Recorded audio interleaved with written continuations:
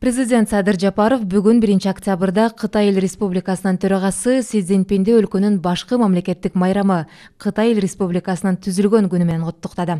Бул тууралуу президенттин басма сөз кызматы билдирет. Сизди Кытай Эл Республикасынын түзүлгөндүгүнүн 72 жылдыгы менен чын дилимден куттуктайм.